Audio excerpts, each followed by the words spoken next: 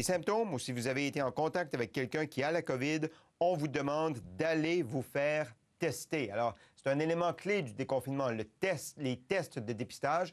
Il semble que les jours fériés, quand il fait beau, il y a moins de gens qui vont se faire tester, semble-t-il. Merci Sébastien. On laisse la parole à la vice-première ministre du Québec, Geneviève Guilbeault. Monsieur Horacio Arruda et de la directrice régionale de santé publique de Montréal, Madame Milienne Drouin. Madame la vice-première ministre, à vous la parole. Merci beaucoup. Bonjour. Bonjour tout le monde. Je suis très contente d'être ici avec vous aujourd'hui de passage à Montréal avec mes chers collègues que vous voyez qui m'entourent. Et un petit mot peut-être en introduction pour vous dire que le masque que je portais aujourd'hui a été fabriqué par les couturières de l'établissement de détention pour femmes de Laval, l'établissement Leclerc à Laval, donc a été fabriqué tout près d'ici. Les femmes du centre de Laval qui confectionnent là, des masques depuis un certain temps. Donc, c'est leur façon de contribuer à l'effort collectif de lutte contre la COVID-19. Ils sont très fiers de pouvoir contribuer à cet effort collectif. Donc, je les remercie très sincèrement de m'avoir fait parvenir quelques masques, puisque j'en ai eu quelques-uns, de diverses couleurs. Et je vais en profiter pour faire un rappel, justement, sur le masque, sur le couvre-visage. Très important de se rappeler qu'il faut le porter en tout temps, autant que possible, quand on sort de chez soi, quand on sort de la voiture, porter le couvre-visage, s'habituer à porter le couvre-visage. Il y en a encore pour qui c'est peut-être pas devenu une habitude. Alors, développer cette habitude, en particulier dans les endroits clos, les transports en commun, les commerces. Il s'agit de protéger les autres. Donc, on doit tous développer cette habitude-là, pas seulement ici à Montréal, dans le Grand Montréal, mais partout dans toutes les régions du Québec. Il faut qu'on développe cette nouvelle habitude de porter le couvre-visage. Il en va de la protection de tout le monde. C'est pour protéger les autres, mais par ricochet, on se trouve à nous protéger tous aussi, tous et chacun, en créant cette espèce de pool de protection. Donc, on contribue tous à cet effort collectif de protection de la société. Je vais passer maintenant au bilan de la journée. Donc, on rapporte aujourd'hui 65 décès pour un total de 3 865 décès. Et bien sûr, je veux offrir toutes nos condoléances aux personnes qui sont proches de ces personnes qui sont décédées. On a maintenant 46 141 cas confirmés, une augmentation de 646. C'est important de dire aussi qu'on a plus de 13 819 personnes qui sont actuellement guéries de la COVID-19. On a 1479 personnes qui sont hospitalisées, une diminution de 25. On a 171 personnes aux soins intensifs, une diminution de 5. Donc, on continue d'observer cette tendance encourageante dont j'ai parlé avant-hier qui se poursuit, en particulier du fait qu'on a une stabilisation. C'est relativement stable le nombre de nouveaux cas de COVID confirmés, et ce, malgré le fait qu'on teste davantage.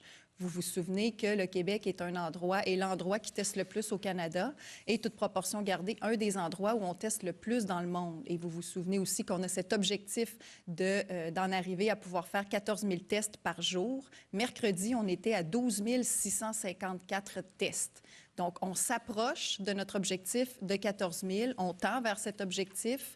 Et malgré le fait qu'on teste de plus en plus, l'augmentation des nouveaux cas demeure relativement stable. D'où le fait qu'on se permet de qualifier la tendance d'encourageante. Mais on ne sera pas satisfait tant qu'on n'atteindra pas l'objectif de 14 000 tests. On continue de travailler pour atteindre cet objectif. Mais on a aussi besoin en parallèle de la collaboration des Québécois. Parce que c'est une chose d'avoir une stratégie de test et de pouvoir tester de plus en plus, mais il faut que les gens qui ont des symptômes, les gens qui ont été en contact avec des gens qui ont la COVID, continuent d'aller se faire tester. Donc, j'en appelle là, aux Québécois, si vous avez des symptômes ou si vous avez un doute raisonnable que vous pourriez être infecté, allez vous faire tester. C'est très, très important. Encore une fois, pas seulement ici dans le Grand Montréal, mais partout au Québec, où que vous soyez. C'est très important de se faire tester parce que c'est en testant de plus en plus qu'on va être capable de savoir où sont les personnes infectées, d'avoir un portrait juste de la situation un peu partout au Québec et de mieux cibler nos interventions et nos efforts pour limiter la propagation et pour contenir la situation et pour lutter ultimement contre la COVID-19. Donc, n'hésitez pas à aller vous faire tester, toujours via la ligne téléphonique que vous connaissez. Et on a besoin de vous pour être capable de maintenir un portrait juste de la situation. Et notre capacité de tester, qu'on souhaite augmenter à 14 000, comme je l'ai dit, c'est un des ingrédients clés dans notre stratégie de déconfinement graduel. Et l'autre ingrédient clé, vous me voyez venir, c'est le fait de rester respectueux des consignes de santé publique. On le répète tout le temps, mais c'est parce que c'est très, très important. On est actuellement dans une période de déconfinement graduel où on annonce, là, vous le voyez, au fur et à mesure, certaines choses qui sont à nouveau, certaines activités qui sont à nouveau permises, certaines activités qui sont à nouveau disponibles, mais c'est toujours ce tributaire de notre respect des règles de santé publique. C'est très important de continuer de rester à saine distance, le 2 mètres, de continuer de se laver les mains, de porter le couvre-visage, d'éviter de se rassembler à l'intérieur. On est vendredi aujourd'hui, donc à partir d'aujourd'hui, il y a la possibilité de se rassembler à l'extérieur, 10 personnes maximum, 3 ménages tout au plus, en restant à distance de ceux qui ne font pas partie de notre maisonnée et donc en restant à l'extérieur, mais évitez de vous rassembler à l'intérieur. Si on continue tous de respecter ces règles-là, on va pouvoir continuer d'avancer dans notre stratégie de déconfinement, avoir de plus en plus accès à une liberté retrouvée. Mais si, à l'inverse, on déroge aux règles trop ou trop vite, bien, on pourrait devoir reculer sur certaines avancées et ça, je pense que ce serait décevant et déprimant pour tout le monde. Donc, le meilleur moyen de continuer à aller de l'avant, c'est de respecter les consignes de santé publique et de ne pas relâcher les efforts malgré la tentation, malgré le fait qu'on s'ennuie, malgré qu'il fait beau, etc. Il faut rester très, très respectueux des consignes de santé publique.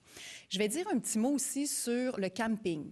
On entend beaucoup parler du camping. On n'est pas, nous, désincarnés là, de la société. On s'en fait beaucoup parler aussi par nos citoyens, par des gens qui nous écrivent. Et je veux vous dire qu'on est très, très conscient de l'impatience par rapport au camping et je dirais même de l'industrie du tourisme en général. Il y a toutes sortes de volets là-dedans, tout ce qui touche les vacances, tout ce qui touche l'hébergement, la restauration.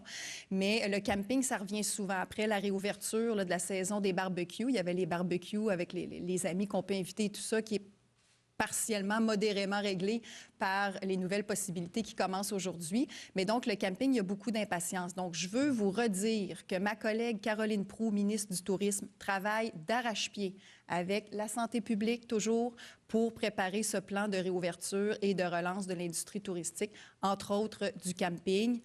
Mais on le dit toujours, il faut y aller étape par étape, il faut y aller graduellement. On ne peut pas tout rouvrir en même temps. Donc, pour l'instant, il y a certaines choses qui sont à nouveau permises, mais je n'ai pas de bonnes nouvelles ou de nouvelles précises à vous annoncer sur le camping aujourd'hui, mais je peux vous dire que ça s'en vient, qu'on travaille fort, mais ça, pour ça comme pour le reste, la meilleure façon d'y parvenir, c'est de continuer de respecter les règles de la santé publique. C'est pas le temps de se faire des campings de fortune, des campings improvisés là, à plusieurs ou d'utiliser illégalement son bateau ou bon, d'essayer de contrevenir aux règles parce qu'en suivant les règles, on devrait y arriver très bientôt, mais je voulais vous dire qu'on vous entend et qu'on travaille là-dessus.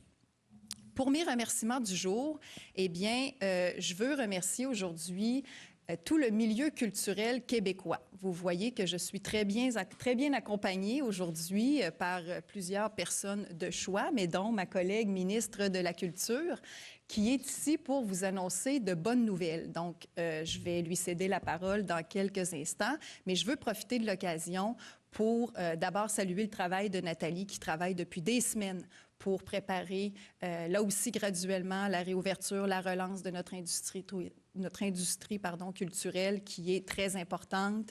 Et on est heureux d'avoir ces bonnes nouvelles aujourd'hui. Mais je veux aussi insister sur le fait qu'on remercie tout le milieu culturel québécois, tous nos artisans de la culture, qui, notamment les artistes, qui ont été depuis le début là, des alliés formidables. Souvenez-vous, au tout début, ou en tout cas dans les débuts de la pandémie, on avait fait appel à nos influenceurs pour rallier nos jeunes. Là, on avait une campagne, Propage l'info, pas le virus. Donc, il y avait plusieurs artistes qui avaient répondu présent, qui avaient fait des capsules, des vidéos, qui ont embarqué dans l'effort de prévention collectif. Donc, depuis le début, les artistes qui s'investissent beaucoup, on veut les remercier. Les chanteurs, les musiciens qui ont fait des chansons pour égayer nos journées, nos soirées, nos nuits, selon selon les horaires, les comédiens, les animateurs qui ont conceptualisé des émissions. Donc, tous nos artistes qui ont trouvé des moyens de nous divertir pendant ces temps difficiles, tous les travailleurs aussi des cinémas, des théâtres, des bibliothèques, des musées et de tous les volets de cette industrie culturelle qui est si importante. On sait que vous vivez des temps très difficiles. On vous entend aussi et on veut vous remercier de votre patience, de votre résilience. Aussi vous dire qu'on ne vous oublie pas. La preuve en est que ma collègue est présente aujourd'hui. Donc, on ne vous oublie pas et bien au contraire, c'est le temps plus que jamais de soutenir nos artistes, de tirer profit de notre belle culture, de consommer notre belle culture, de miser sur ce qui fait qu'on est ce qu'on est si fiers d'être Québécois. Et ça, c'est notre culture qui nous lie tous ensemble, malgré le fait qu'on est à distance physique ces temps-ci. Donc, grand merci à toute notre industrie culturelle. Profitez-en, je fais un appel aux Québécois, profitez-en pour soutenir nos artistes, consommer nos produits culturels québécois. Et sur ce, je vais terminer en vous rappelant une fois de plus de respecter les consignes de santé publique. Le beau temps s'en vient, la fin de semaine. Vous pouvez éviter vos amis, votre famille avec les contraintes que vous connaissez à l'extérieur, mais profitez de votre week-end, profitez du beau temps, profitez de votre barbecue, mais toujours à saine distance. Merci beaucoup. Good afternoon. I'd like to start by saying a few words about our testing. J'aimerais dire quelques mots sur notre capacité de dépistage. Le Québec est la province qui fait le plus de tests au Canada et un des endroits qui fait le plus de tests dans le monde, proportionnellement. Cependant, nous voulons atteindre notre objectif de 14 000 tests par jour, quotidiennement. Pour ceci, il faut votre collaboration. Si vous avez des symptômes ou avez été en contact avec une personne malade, faites-vous dépister. J'aimerais également remercier toutes les personnes qui travaillent dans le secteur culturel du Québec. Ma collègue ministre a de bonnes nouvelles pour vous aujourd'hui. Afin de passer à travers la crise, on a besoin de vous.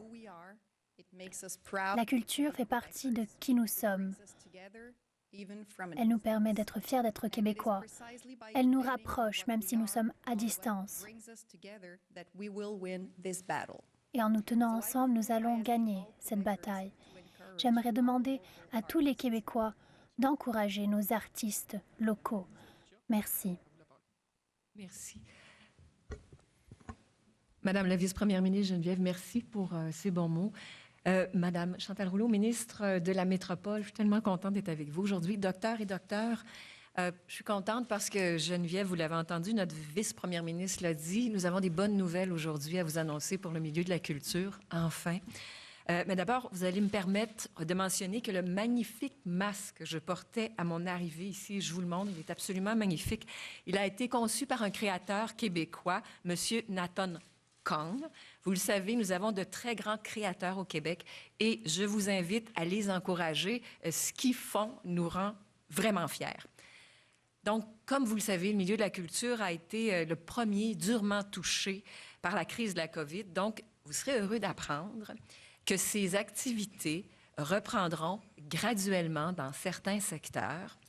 Alors, je vous annonce que la santé publique a donné le feu vert pour la réouverture des institutions muséales, des comptoirs de prêt des bibliothèques et des cinéparcs à la grandeur du Québec, et ce, à compter du vendredi 29 mai prochain. Nos 4 grands musées d'État, 96 institutions muséales, 16 musées à vocation scientifique et l'ensemble des bibliothèques publiques à la grandeur du Québec, de même que tous les cinéparcs, pourront reprendre leurs activités à leur rythme, à compter, je le répète, du 29 mai.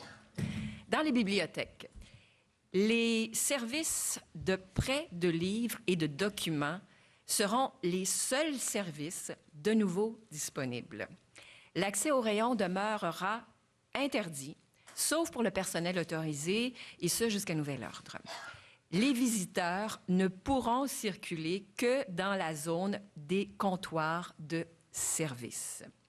La CNESST a élaboré des guides avec les musées et les bibliothèques, avec la participation naturellement des patrons et des syndicats de ces institutions, pour assurer une réouverture sécuritaire pour tous les citoyens et, naturellement, tout le personnel en place. La réouverture des cinéparcs, quant à elle, s'accompagne aussi de certaines conditions. Naturellement, toutes les conditions en matière de distanciation physique, elles sont les mêmes pour toutes ces institutions. Entre autres, pour les cinéparcs, les aires de jeu seront fermées. Et pour la restauration, seules les commandes pour emporter seront permises.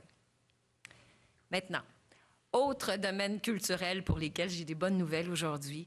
Je vous annonce également que la santé publique a émis des avis favorables quant à la reprise des activités pour les studios d'enregistrement et pour la captation de spectacles en salle, sans public, et ce, à compter du 1er juin prochain. Toutefois, la santé publique a émis des avis comportant des conditions bien précises pour reprendre ces activités. Ceux qui s'engageront dans de telles activités devront, entre autres, s'assurer qu'il y a une distance d'au moins 2 mètres entre les personnes sur scène ou et en studio et que l'équipe technique soit réduite à un maximum de 5 personnes. Je sais que d'autres secteurs du milieu culturel sont impatients de redémarrer leurs activités, je vous entends. Nous attendons le feu vert, naturellement, des autorités et les guides, entre autres, pour les arts de la scène, les salles de spectacle et les cinémas, de même que pour les tournages en télévision et au cinéma, les fameuses dramatiques, entre autres. Alors, je remercie le milieu culturel pour sa collaboration à l'élaboration des guides qui sont maintenant disponibles et le public aussi pour sa compréhension. En terminant, permettez-moi de saluer et de remercier à nouveau les artistes pour toutes les initiatives qu'ils ont déployées pendant le confinement pour rendre la culture accessible aux citoyens. On vous a vu, on vous a entendu, on vous a écouté. D'ailleurs, j'annoncerai éventuellement, je n'ai pas de date, j'ai hâte d'avoir une date, de nouveaux appels à projets pour que les artistes puissent créer et entrer en relation avec leur public, mais avec les nouvelles réalités imposées par la COVID-19. La reprise des activités culturelles doit se faire en ayant comme objectif principal la santé de tous. Bien, ça tombe bien, hein, parce que l'art, on l'a vu, ça nous fait du bien. Merci. On va débuter la période des questions. Donc, il y a 2 micros prévus à cet effet. Je vous demanderai de vous limiter à une question par journaliste pour laisser la chance à tous vos collègues. On va commencer par Yves Poirier, TVA Nouvelles. Bonjour à tous et toutes. Madame Guilbeault, vous avez beaucoup parlé de dépistage. Le fédéral propose de mettre à la disposition des provinces des fonctionnaires formés pour retrouver par téléphone des personnes à risque d'avoir contracté la COVID-19. Mais semble-t-il que votre gouvernement n'a pas encore levé la main pour obtenir de tels services. Qu'est-ce que vous répondez à Justin Trudeau? Bien, c'est certain qu'on refusera aucune aide, là. Donc, j'ai vu comme vous cette information-là ce matin. Donc, nous, on est ouvert à recevoir toute aide qui puisse être utile pour la santé de nos citoyens. Donc, on va collaborer avec, on va contacter et collaborer avec le gouvernement fédéral pour voir de quelle façon est-ce que cette aide-là peut s'inscrire dans les stratégies qu'on a déjà, les stratégies de dépistage. Mais c'est certain qu'on accueille favorablement toute offre d'aide du gouvernement fédéral. Alors, c'est un oui. Oui. Merci. Prochaine question.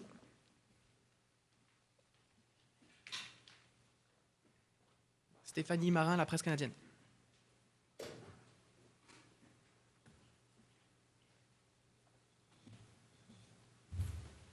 Oui, bonjour à tous.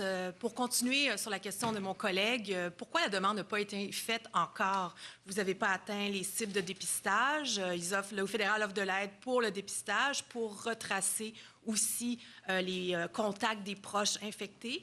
Le fédéral a déjà du personnel qui est à pied d'œuvre en Ontario. Pourquoi n'avez-vous pas accepté encore? Est-ce qu'il y a un problème de langue? Est-ce parce qu'on ne vous a pas offert d'employés fédéraux qui parlent français pour rejoindre les Québécois? Non, bien moi, l'information dont il est question, là, les 1700, je l'ai vu ce matin, honnêtement. Je ne sais pas si c'est une offre qui était venue auparavant. Le Dr Arruda pourra compléter. Mais là, si on nous offre ça ce matin, nous, ce qu'on dit, c'est qu'on est ouvert. On va voir comment on peut inscrire ça dans les stratégies qu'on a déjà, parce qu'on était déjà, nous, au travail, bien sûr, pour faire du dépistage. Mais on est tout à fait ouvert et peut-être Dr Drouin pourrait compléter. Est-ce que je peux ajouter quelque chose pour vous rassurer? Par contre, sur la stratégie de traçage et d'enquête, la région de Montréal ayant le plus grand nombre de cas. Je vous confirme qu'on est à jour et qu'on arrive à faire notre traçage dans les 24. Et quand on n'est pas capable de le faire dans les 24 heures, c'est à cause que la personne ne répond pas au téléphone ou qu'on n'a pas le bon numéro de téléphone. Et là, il faut qu'on fasse des recherches subséquentes. Mais actuellement, on a quand même une bonne capacité. On l'a rehaussé même en sachant qu'on allait augmenter le volume de dépistage. Mais on voit que le nombre de cas est quand même assez stable. Donc, on a quand même à Montréal toujours maintenu une capacité pour être capable de faire minimalement 500 cas par jour. Donc, vous n'avez pas de besoin actuellement. Mais c'est-à-dire, si vous permettez... Vas-y. Dans les faits, on arrive actuellement à faire le travail. Là, quand on parle des 14 000 tests de dépistage, je ne sais pas au niveau des enquêtes et des cas dont on parle, mais c'est clair qu'il faut prévoir aussi l'été. Il faut prévoir la fatigue des gens, parce que là, actuellement, des gens travaillent. Il faut prévoir la prochaine vague, potentiellement. Donc, c'est clair, on va intégrer toute ressource fédérale qui pourrait être utile à l'intérieur de nos calendriers, parce que dans les faits, actuellement aussi, il faut que les gens puissent se reposer un peu plus que ce qui se repose jusqu'à maintenant. Donc, je pense que c'est très bien reçu du Québec, mais juste pour vous dire qu'actuellement, on n'avait pas de problème encore d'enquête. On se donne des plans. Toutes les équipes de santé publique doivent presque doubler leur capacité actuelle pour les vacances, pour permettre d'aller plus loin. Et puis, on ne sait pas qu'est-ce que sera l'automne avec une potentielle deuxième vague. Donc, il faut se donner cette capacité-là en termes de planification. Donc, c'est très bien reçu. Puis, on va discuter avec eux, là, quelle serait la meilleure façon d'intégrer ces gens-là, dans le fond, avec nos équipes qui font les enquêtes. Ce qui est différent de faire des dépistages, c'est-à-dire des infirmières ou du personnel qui vont aller prendre le prélèvement. Il faut que les patients viennent, il faut que les gens aillent les prendre, il faut que les gens viennent se faire tester. S'ils sont symptomatiques, je tiens à le renforcer. Si vous avez des symptômes et vous avez été en contact avec un cas ou quelqu'un qui a des symptômes, n'hésitez pas à aller vous faire dépister. Ça fait partie de notre stratégie. C'est ça. On va y aller avec Kathleen Lévesque, la presse. Bonjour, Dr Arruda. Dites-moi, quelle est la proportion parmi tous les cas qui sont survenus à travers le Québec pour lesquels on est capable d'identifier la source de contamination? Écoutez, je vais vous dire que c'était assez simple au début quand c'était les voyageurs, parce que les gens avaient fait un voyage, donc ça devenait plus simple. Ensuite, quand c'est allé, c'était des gens dans des gens dans les CHSLD qui étaient pas sortis. C'était sûr que l'exposition avait été faite à l'intérieur. Là, la question est de savoir, il y a certains travailleurs qui ont pu être contaminés lors de voyages, dans les premières phases antérieures, ont pu se contaminer entre eux, entre travailleurs de la santé. Des fois, ça peut arriver lors des périodes de lunch. Puis, n'oubliez pas qu'à cette époque-là, on ne savait pas que les gens étaient contagieux quand ils étaient asymptomatiques. Donc, il y a pu y avoir de la transmission, je vous dirais, entre travailleurs, mais aussi avec les patients. Et le reste, ça vient de situations communautaires. Puis peut-être que là, Dr Drouin pourrait ajouter, lors des enquêtes, on est capable de retracer des fois des liens, soit avec un travailleur de la santé, etc. Puis plus ça devient communautaire, plus ça devient difficile d'identifier la source précise, particulièrement quand ça circule. Je crois que l'Institut national de santé publique a mené des travaux, mais c'est des travaux très précis, entre autres pour regarder dans la vague de transmission communautaire la proportion qui est attribuable aux travailleurs de la santé. Il l'avait fait pour différentes régions, dont celle du Grand Montréal. Je n'ai pas les chiffres avec moi, mais ça va me faire plaisir de retrouver le tout ou de voir avec l'Institut, mais les chiffres ont été faits. Le calcul a été fait. Une petite question, si vous me permettez, pour la ministre Roy. Oui. Oui, je suis là. Il est question, bien sûr, votre confrère, M. Roberge, de l'Éducation, souhaite, bien sûr, une rentrée scolaire normale, autant que faire se peut, bien sûr, en septembre prochain. Il est question peut-être des demi-journées ou des journées alternées. Serait-il possible que l'industrie de la culture puisse être mise à contribution, en fait, pour permettre peut-être, lorsque les enfants, par exemple, sont à l'école le matin, mais pas l'après-midi, est-ce que l'après-midi ne pourrait-il pas, par exemple, aller dans les musées? Est-ce que le ministère de la Culture pourrait faire quelque chose, donc, pour aider en même temps et les parents avec les enfants à l'école, mais aussi toute l'industrie culturelle qui a bien besoin, j'imagine, d'avoir un peu de souffle? Je travaille en étroite collaboration avec mon collègue, le ministre de l'Éducation, M. Jean-François Roberge. Et rappelez-vous, je crois que c'était au printemps dernier, en mai dernier, nous avions annoncé le retour, par exemple, des sorties culturelles gratuites, 2 sorties culturelles gratuites pour les enfants à la grandeur du Québec. Et ça a marché, c'est extraordinaire. Malheureusement, tout a été arrêté en mars. Et le fait que nous puissions reprendre des activités culturelles et aider d'une certaine façon, tout sera étudié si c'est possible, mais il y a toujours cet impératif de santé publique. Actuellement, les salles ne sont pas rouvertes, les rassemblements intérieurs ne sont pas permis, les grands rassemblements intérieurs. Donc, nous attendons parce qu'actuellement, le milieu culturel travaille avec la santé publique, avec la CNESST, pour mettre à jour des guides qui leur permettront de travailler et de faire des prestations, de retrouver les arts de la scène, mais avec les nouvelles façons de faire, les contraintes qui nous seront imposées par la nouvelle réalité qu'impose ce fameux virus. Donc, tout est sur la table. Si c'est possible d'aider, oui, on travaille de toute façon ensemble, main dans la main avec Culture et Éducation. Si on peut aider, on sera là. La salle dans laquelle vous êtes actuellement, elle est à nous tous. La Place des Arts appartient aux citoyens du Québec, fait partie d'une des salles qui est sous le ministère de la Culture et des Communications. Alors, si on peut aider, mais tout est question de savoir à quel moment pourrons-nous retourner dans les grandes salles et à combien. Je n'ai pas cette réponse et je l'ignore pour le moment. Mais si c'est possible, pourquoi pas? On va prendre Mathieu Bellumeur, Radio-Canada. Sur l'annonce du jour, peut-être, Mme Roy, il y a les musées de l'État, il y a les musées privés, il y aura possiblement pas de touristes de l'extérieur cette année. Les déplacements à l'intérieur de la province vont peut-être être plus difficiles aussi. Est-ce qu'il y a une aide? Est-ce que comment vous pouvez aider ces musées-là qui ont déjà été frappés de plein fouet? Il n'y aura peut-être pas l'affluence non plus avec les règles sanitaires en place là, pour, évidemment, leur permettre d'opérer et de couvrir leurs frais. Merci beaucoup, M. Bellumeur, pour la question. Pour vous donner une idée de grandeur, là, les bibliothèques soutenues par le ministère de la Culture et des Communications, il y en a à peu près, là, je vais vous donner le chiffron, là, 180 à la grandeur du Québec.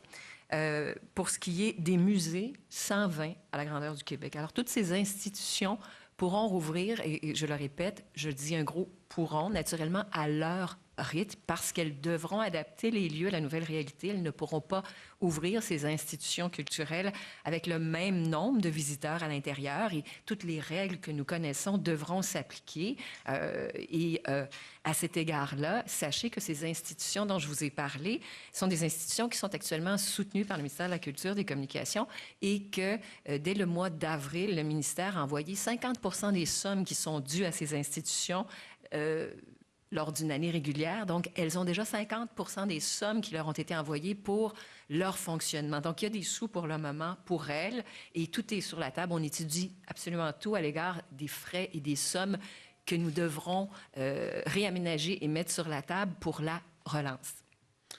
Petite question sur les camps de jour. On en a parlé hier. Madame Guilbeault, je profite de votre présence ici. Il n'y aura peut-être pas de la place pour tout le monde. Est-ce qu'il va y avoir une priorisation de fait par le gouvernement? Est-ce que, par exemple, on va prioriser les enfants des travailleurs essentiels, la santé, les policiers? Est-ce qu'il y a un plan dans ce genre-là qui est en train d'être élaboré?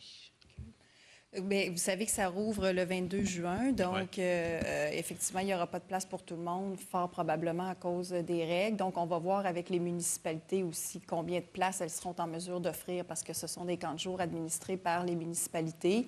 On sait qu'il y a un défi de main-d'œuvre important, raison numéro 1, je pense, pour laquelle les municipalités avaient hâte qu'on fasse une annonce sur les camps de jour parce qu'elles doivent recruter de la main-d'œuvre. D'ailleurs, je vais profiter de votre question pour faire un rappel aux jeunes qui pourraient être intéressés cet été à devenir moniteurs. Très, très intéressant, l'air frais, le beau temps et tout ça. Donc, ça peut être un emploi très intéressant. Alors, ça va dépendre, je présume, de la disponibilité dans les installations, mais aussi de la disponibilité de la main-d'œuvre. Donc, de ça découlera un certain nombre de places dans chacune des municipalités. Et là, il faudra voir, là, en collaboration avec les municipalités, toujours conformément aux consignes de la santé publique, qui pourra avoir une place et de quelle façon on essaie d'organiser ça là, en fonction des travailleurs qui auront besoin de cette place, versus aussi les services de garde. Là. Donc, évidemment, souvent, ce n'est pas la même clientèle. Normalement, en service de garde, c'est trop un bas âge pour aller dans les camps de jour. Mais donc, tout ça va s'articuler là, dans un portrait global pour être sûr que le maximum de parents puissent disposer d'une place où son enfant pourra être le jour. Prochaine question, Annie Guillemette, Cogeco.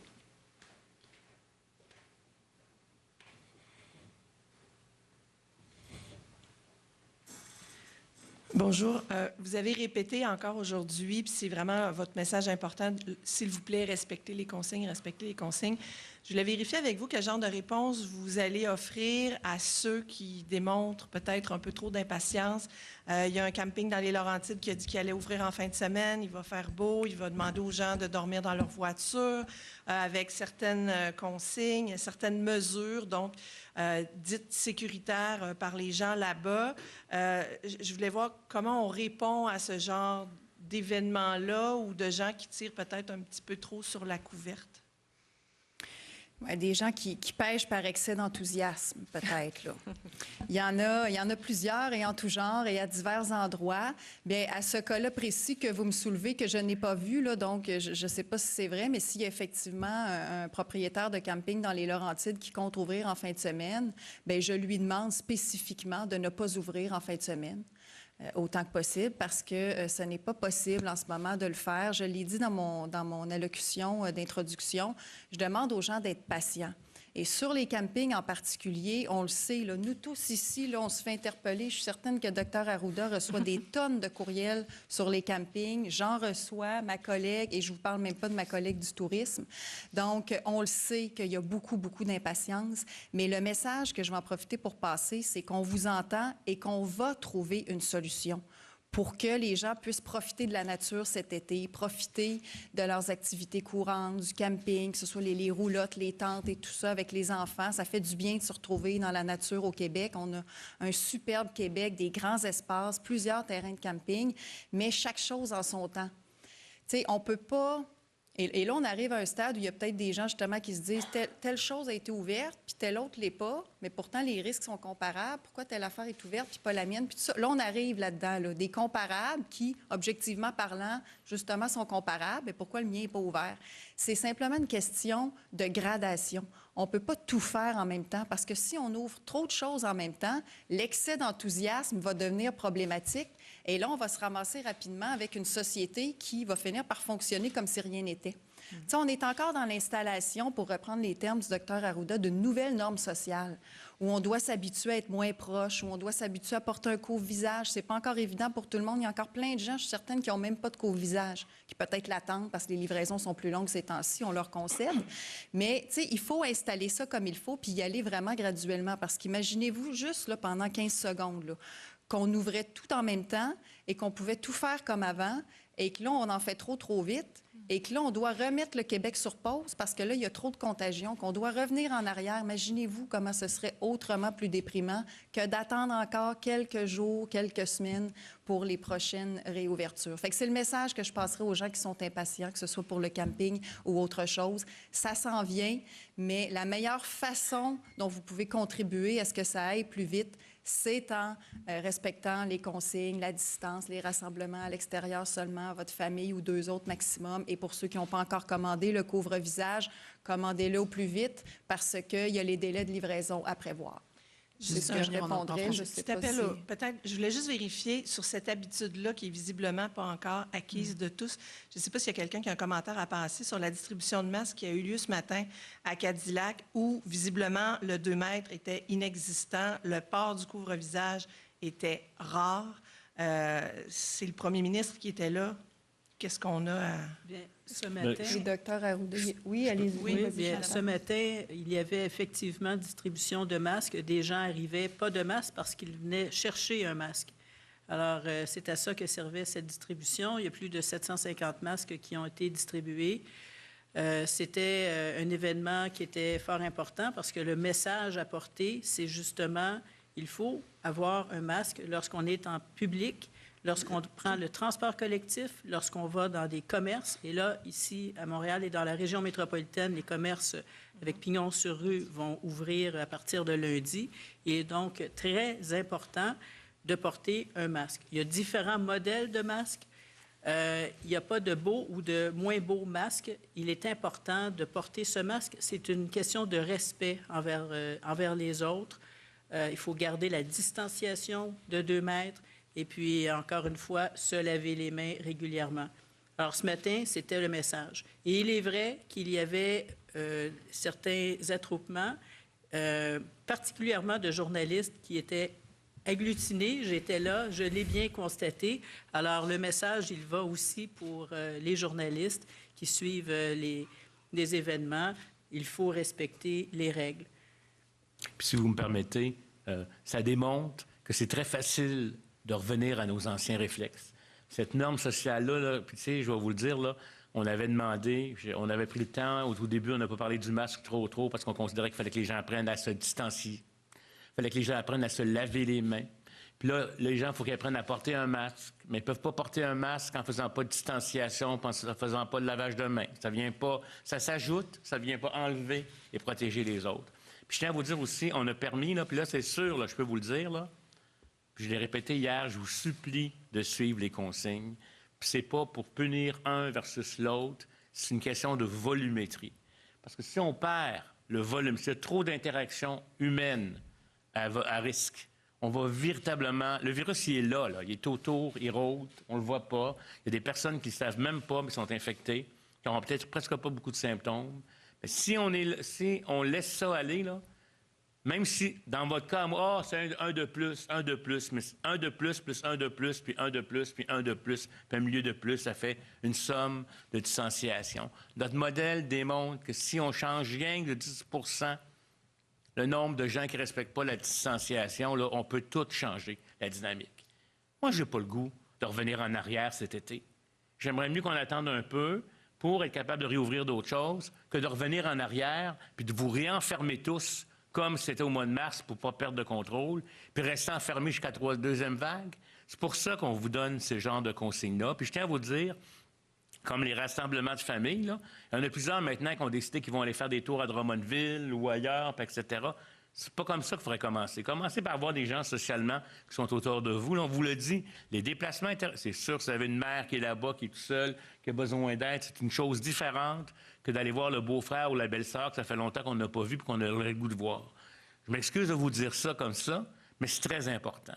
Puis c'est la somme de tous vos sacrifices de distanciation, parce que ça en devient un. On l'a vu ce matin, il a fallu que je me lève dans les airs pour dire aux gens de faire attention. C'est très facile, particulièrement quand tu as plusieurs personnes, L'être humain, il n'est pas fait pour se repousser, en tout cas la majorité, il est fait pour se retrouver.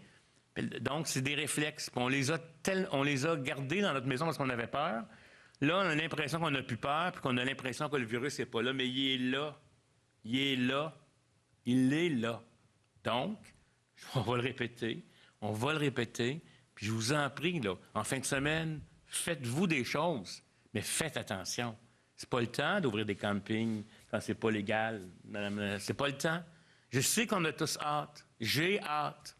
Mais c'est important. Si vous êtes la solution au problème actuellement.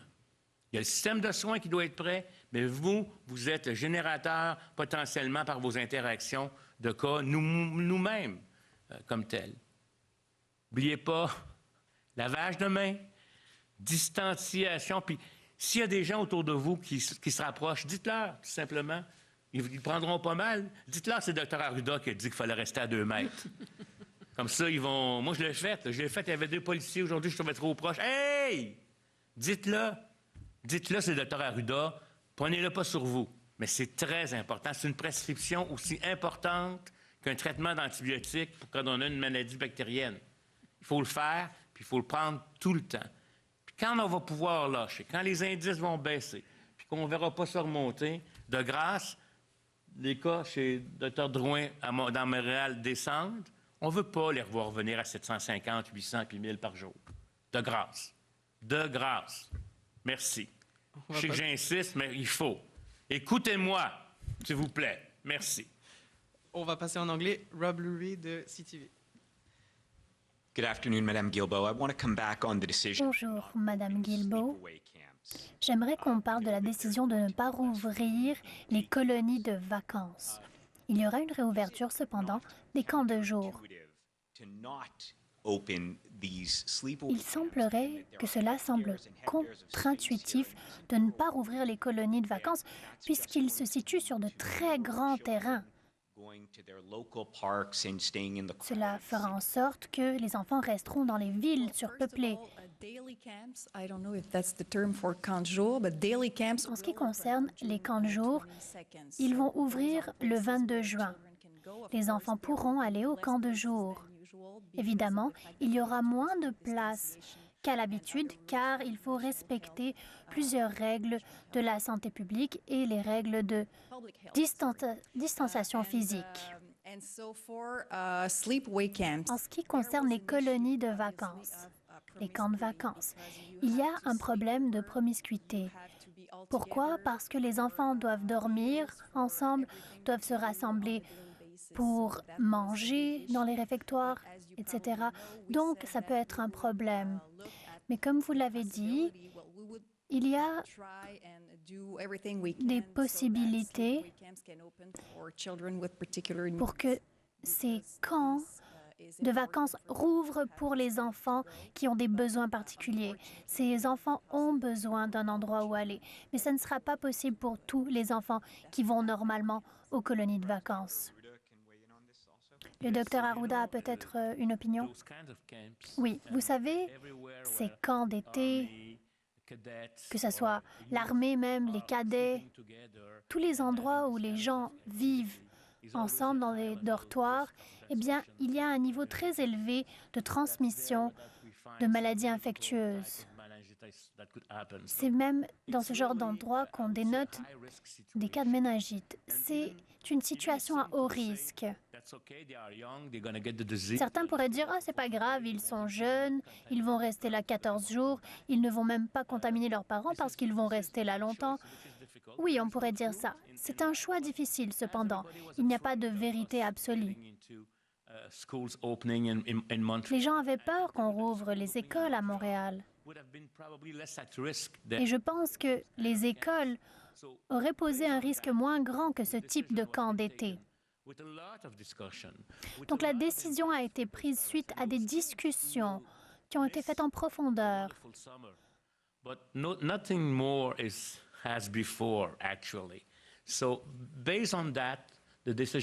Ainsi, la décision a été prise de reporter l'ouverture des colonies de vacances.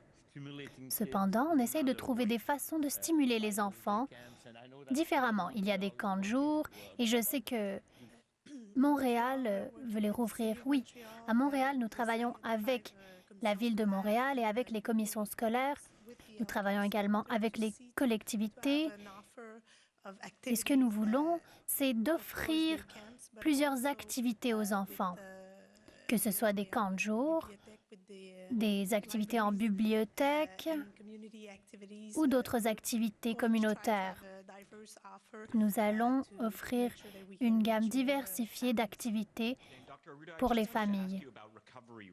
Maintenant, j'aimerais qu'on parle des taux de rétablissement. Est-ce que les gens sont testés de nouveau?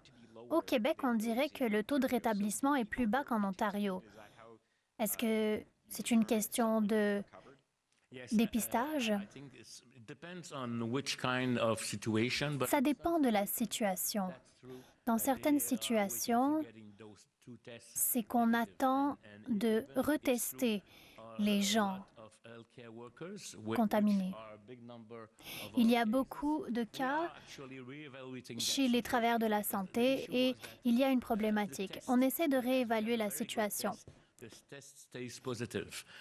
Lorsqu'on a un très bon test, ce test est sensible et il reste positif. Même si les gens sont presque rétablis, eh bien, le test reste positif. Et là, maintenant, ce qu'on pense, c'est que il est possible qu'une personne qui soit encore positive ne puisse peut-être pas le transmettre. Donc, on essaie de tout réévaluer en ce moment. Cela expliquerait peut-être le taux assez bas de rétablissement au Québec. Question. Docteur Arruda, j'aimerais revenir sur ce que vous avez dit par rapport au beau temps et au port du masque. Avez-vous peur que les gens ne portent pas le masque alors que la météo est clémente? Est-ce que vous avez peur que les gens ne respectent plus les 2 mètres? Oui, c'est ma crainte. Ce n'est pas naturel pour les humains de se tenir loin des autres. Et lorsqu'il fait beau, on est dehors Et en fait, on a de vieux réflexes en nous. Rester à 2 mètres de notre frère, par exemple, qui ne vit pas avec nous, c'est compliqué. On fait le barbecue, on est à côté, c'est naturel. On veut que les gens aillent dehors. Mais si les contacts se multiplient, s'ils se rapprochent trop, ça augmente les risques de transmission. Une personne, par exemple, qui est malade, qui n'a pas de symptômes, pourrait contaminer des gens. Et plus il y a des interactions, plus c'est problématique. S'il y a plus de personnes en circulation, eh bien la circulation du virus sera plus importante. Et donc, tous les efforts que nous avons faits pour atteindre ce que nous avons atteint aujourd'hui seront pour rien. Donc, qu'est-ce qu'on va faire? On va fermer. Oui, mais comment est-ce que vous équilibrez? Comment vous équilibrez les droits individuels avec ces mesures de santé publique? Eh bien, on essaie de faire un suivi des données. Si on ouvre les écoles en région, si on ouvre des magasins, eh bien, on l'a fait, il n'y a pas eu trop de transmission. Il y aura de la transmission, notez-le bien. Il y aura peut-être même des jeunes qui iront à l'hôpital, puisqu'il y a une circulation qui s'accroît.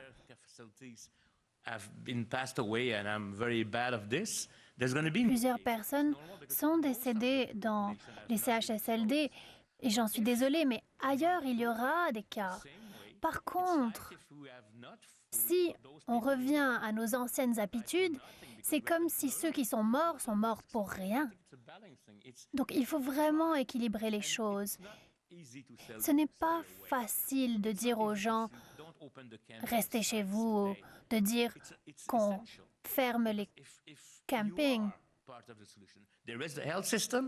Mais vous faites partie de la solution. On fait du traçage de contacts. Mais vous, les gens, vous avez le pouvoir de changer les choses. Pas moi, nous tous. Nous sommes une équipe. Prochaine question. Madame Guilbeault, Madame Roy, pourquoi pensez-vous qu'il était essentiel de rouvrir les activités culturelles dont vous avez parlé? Et surtout, pourquoi est-ce qu'on rouvre les musées puisque les gens vont y être à l'intérieur? Tout d'abord, ce sont les personnes du secteur de la culture qui ont été touchées par cette crise en premier. Je pense que le secteur de la culture nous permet de faire en sorte qu'on se sent mieux. La culture nous aide. Il était important pour nous d'offrir de l'espoir. Il était important d'offrir des activités où nous pouvons respecter les consignes de la santé publique. C'est important pour les gens. Aujourd'hui, nous annonçons que les bibliothèques, les ciné-parcs et les musées pourront rouvrir le 29 mai. Cependant, la rouverture sera faite avec des mesures. Par exemple, dans un musée, il est facile de respecter les mesures. On peut contrôler le nombre de personnes qui rentrent dans le musée. On peut imposer une distanciation physique. C'est plus facile de la respecter dans un musée. Voilà pourquoi c'est une institution qu'on décide de rouvrir, le musée. C'est la même chose pour les bibliothèques. Excusez-moi, j'ai une information parce que je veux répondre à la question de la presse canadienne.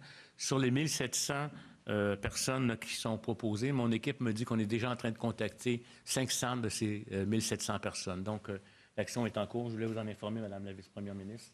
Donc, on l'a su ce matin par les éléments médiatiques, mais déjà, l'équipe est en contact avec eux. We'll take the last one. Yes, Dr. Arruda, just to Une dernière question. public pools, and when you decide to reopen them, what are the risks Docteur Arruda, j'ai une question sur les piscines publiques. Quels sont les risques de transmission? Et en ce qui concerne cette fin de semaine, si plusieurs familles se rencontrent, qu'en est-il des piscines? Eh bien, ils doivent rester à distance physique. Vous savez, ils peuvent éternuer n'importe où. Et ils peuvent éternuer parce que le chlore les fait éternuer une fois qu'ils vont dans l'eau. Donc, il faut faire attention et il faut que les familles restent moins de temps à la piscine afin de permettre aux autres familles d'aller à la piscine. Et il faut au moins qu'il y ait une distance de 2 mètres entre les personnes. C'est toujours le même principe, vous savez. Si vous pouvez éternuer, et même quand je parle, j'envoie des postillons. J'espère qu'il n'y a aucun journaliste juste en dessous, là. Parce que quand je parle, et je le vois grâce à la lumière, il y a des postillons. Quand on parle, quand on éternue, quand on tousse, on envoie des microparticules. N'ayez pas peur, parce que ces particules descendent vers le bas à 2 mètres et moins. Donc ici, tout va bien, on a 2 mètres de distance et on va porter des masques. Prochaine question. J'ai une question pour la ministre Roy. En ce moment, des milliers de personnes ont acheté des billets de concert. Ces concerts ont été reportés. Plusieurs attendent un remboursement. Qu'est-ce que vous dites aux promoteurs et distributeurs de billets qui ne remboursent pas les clients? Les salles de spectacle, En ce moment, en ce qui concerne les salles de spectacle, on analyse la situation. Pendant les premières journées de la pandémie, nous avons demandé aux gens, pour qu'ils aident les artistes, de ne pas demander un remboursement. Cependant, il est tout à fait normal de demander un remboursement. En ce moment, je n'ai pas la réponse exacte pour vous. La réponse exacte viendra avec le temps, car il faut que nous puissions comprendre ce qu'il se passera dans ces salles de spectacle. Nous attendons de savoir quand elles pourront rouvrir. Si les gens veulent être remboursés, ils ont le droit de se faire rembourser. Question pour le Dr Arruda. Il s'agit des écoles en région, à l'extérieur de Montréal. Vous avez dit hier qu'il n'y a aucune situation qui a été dénotée chez les enfants. Cependant, il y a des cas. Oui, je viens de recevoir l'information. En Gaspésie, par exemple, une petite école de 35, c'est-à-dire qu'il y a dans cette école une personne ou un enfant plutôt qui a été infecté, probablement à la maison. Donc l'enfant n'a pas été infecté à l'école, mais à la maison. Et puis, cet enfant a eu des contacts avec d'autres personnes et ces personnes ont été testées. Ensuite, il y a des cas, 2 cas dans des écoles en Mauricie, centre du Québec. C'était des membres du personnel. Je ne veux pas donner trop de détails, mais c'est des membres du personnel qui ont attrapé la maladie. Ce que nous pensons, c'est qu'ils ont attrapé la maladie avant l'ouverture des écoles. En fait, toutes ces personnes qui ont été infectées vont bien. Soit elles ont été testées ou isolées. Christopher Curtis from the Gazette. Prochaine question. Good afternoon. No, morning. Oh, it's afternoon. My brain. Bonjour. A question for Dr. Arruda. Question pour le docteur Arruda. On pourrait voir poindre plus de cas si les commerces rouvrent. Ma question est la suivante. Quel est le seuil qui indiquerait qu'il y a trop de propagation, que le danger est trop élevé. Je vais répondre et ma collègue va rebondir sur ce que je dis. Il ne s'agit pas d'un nombre, il s'agit d'une tendance. Si les cas augmentent et si on fait plus de tests, il y aura plus de cas. Par contre, non, c'est plutôt une question d'éclosion. Si on voit des éclosions, si on voit qu'il y a des secteurs touchés en particulier, si on voit que de plus en plus de personnes sont hospitalisées, si le niveau d'hospitalisation augmente, c'est-à-dire si on voit qu'il y a de plus en plus de personnes qui ont besoin de soins intensifs, ceci nous indique que la tendance est à la hausse.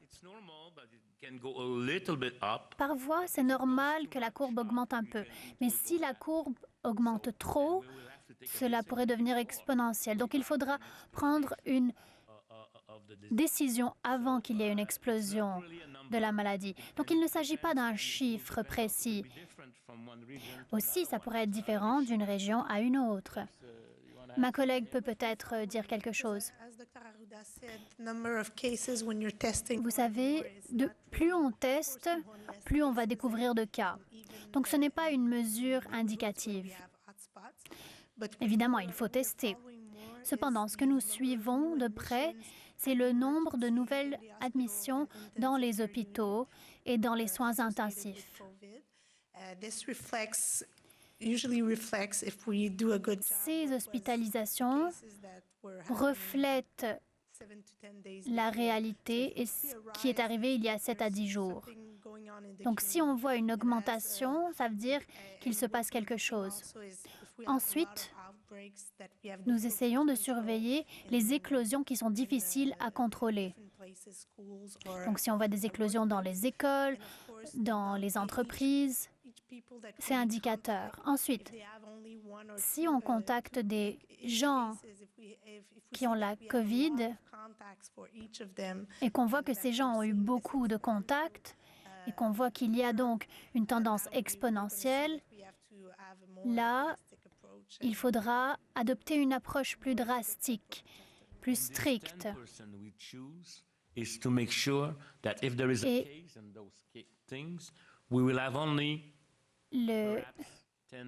la raison pour laquelle on impose 10 personnes, c'est pour restreindre la propagation. Imaginez que vous allez dans une fête et qu'il y a 70 personnes. Il y aura une grande proportion de ces personnes qui seront infectées. Ils vont infecter les autres et si une personne infecte une autre personne, c'est un R1. L'idée, c'est qu'on veut que les personnes infectent moins qu'une personne, statistiquement, le R0. Et voilà pourquoi ces mesures existent au niveau des 10 personnes. Ensuite, on demande aux gens qui ne proviennent pas du même foyer de maintenir une distance de 2 mètres avec les autres. Dernière question. Question pour Mme Guilbeault. Un prisonnier de Bordeaux a été interviewé. Ils sont en confinement depuis 1 mois. Ils disent que les conditions sont déplorables. Est-ce que vous savez quand les mesures vont être levées légèrement dans les prisons? Eh bien, les mesures qui sont mises en œuvre dans les établissements carcéraux sont précisées grâce à l'aide de la santé publique. Il était très important de mettre en œuvre des mesures préventives afin d'atténuer la propagation. Pourquoi? Parce que ces endroits sont des endroits clos. Nous savions qu'il y allait avoir des cas. Cependant, bonne nouvelle, grâce à ces mesures, un très bas pourcentage de la population carcérale est infectée. La majorité des cas est à Montréal, à Bordeaux. Le nombre de cas diminue. Il y avait 77 personnes qui étaient infectées il y a quelques jours. Aujourd'hui, ce chiffre est tombé à 70. Les mesures fonctionnent. Évidemment, il y a des problématiques, il y a des inquiétudes, Par contre, on essaye d'être proactif. On a mis en œuvre plusieurs mesures. On a restreint les visites. Ensuite, on essaye de faire des activités à distance en utilisant la visioconférence. On dit au revoir aux téléspectateurs de la première chaîne. Le point de presse, on poursuit sa télédiffusion sur RDI. Il y a également des congés temporaires offerts à certaines personnes dans les prisons. Nous avons mis à disposition du personnel tout le matériel de protection individuelle nécessaire. Donc, nous travaillons de concert avec le SUS du nord de l'île et avec tous les partenaires pour veiller à ce que les conditions soient sécuritaires pour le personnel ainsi que pour les personnes incarcérées. Oui, Raphaël Jean-Martin, Journal de Montréal. Bonjour à vous cinq. J'ai une question pour Mme Roy. Concernant les cinéparcs, nous avons vu dans d'autres pays qu'il y a des spectacles qui s'étaient tenus dans les cinéparcs dans certains pays. Est-ce que c'est une option envisagée, possible d'avoir des concerts dans les cinéparcs cet été au Québec? Je le souhaite ardemment. Le problème actuellement en culture, c'est important de le comprendre, c'est que pour le moment, les rassemblements sont interdits.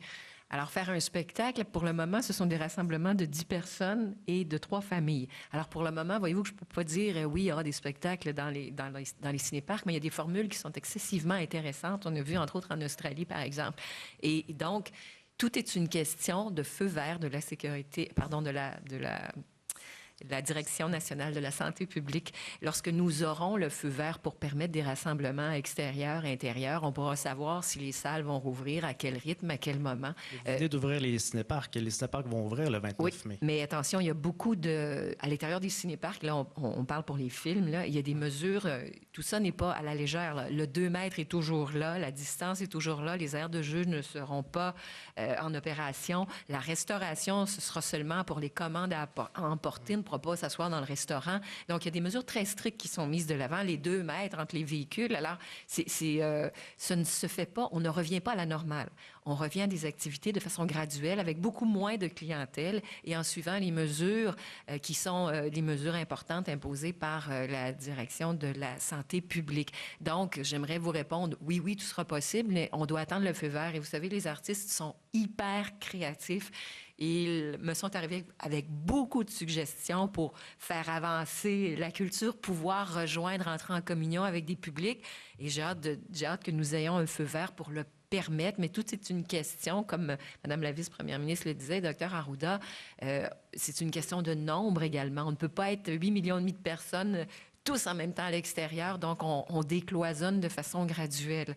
Donc, quand nous aurons le feu vert, la créativité des artistes, là, écoutez, elle va vous surprendre et je vais même créer des appels à projets pour qu'ils puissent entrer en contact avec leur clientèle, mais de façon à respecter les nouvelles normes qui nous seront imposées et dictées par la santé publique. Alors, je ne peux pas vous dire oui et quand. Tout est une question de santé publique. On va en prendre une dernière. Oui, concernant, vous avez dit tout à l'heure qu'il y avait des échéanciers pour... c'est quoi les échéanciers prévus, en fait, pour les tournages de fiction, à la fois pour le cinéma et la télévision? Je n'ai pas les échéanciers, j'attends. Nous attendons actuellement, il faut que vous compreniez que tous les groupes ont été... pas rencontrés parce qu'on fait tout ça au téléphone, là, mais tous les groupes qui représentent, tous les syndicats, les groupes qui représentent la dizaine de disciplines culturelles qui sont sous la juridiction du ministère de la Culture, font des rencontres téléphoniques avec les gens de la santé publique, avec les gens également de la CNESST pour élaborer des guides qui répondent à leur réalité. Donc, ça se fait de concert, là, employés, patrons et les autorités gouvernementales, pour qu'on puisse retourner graduellement à des pratiques culturelles. Et les feux verts sont donnés et les échéanciers sont donnés par la santé publique. Donc, nous les attendons, nous les espérons, nous les souhaitons, mais c'est une question de décloisonnement. Et ça ne se fera pas, la réalité, là, c'est pas demain que tout revient à la normale, donc ça se fera de façon différente. Et lorsqu'on parle des salles de spectacle, C'est pas demain matin qu'on va se retrouver ici à la 5e salle et qu'elle sera pleine. Alors, la question est de savoir quelles sont les salles qui pourront offrir des spectacles avec des bancs vides au tiers de la capacité, à la moitié de la capacité, qui pourra le faire, d'autres ne pourront pas le faire, qui voudra le faire. Alors, tout ça, c'est un casse-tête. Est-ce que vous allez les aider financièrement, les salles de spectacle, pour ça? On est en train de préparer un plan de relance et pour voir dans quelle mesure il y a même des entreprises qui ne sont pas actuellement sous le ministère de la Culture et pour lesquelles nous voulons les aider parce qu'elles sont un maillon important dans la reprise des activités.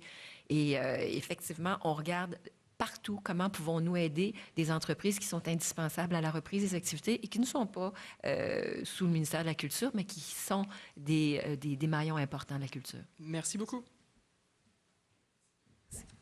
Ben, bon week-end à tous. N'oubliez pas, de distanciation de 2 mètres, de vous laver les mains, s'il vous plaît, et de porter un masque si vous vous rapprochez. Eh bien voilà, c'est avec un mot de prévention de Dr Arruda, puisqu'on commence maintenant ce lent déconfinement.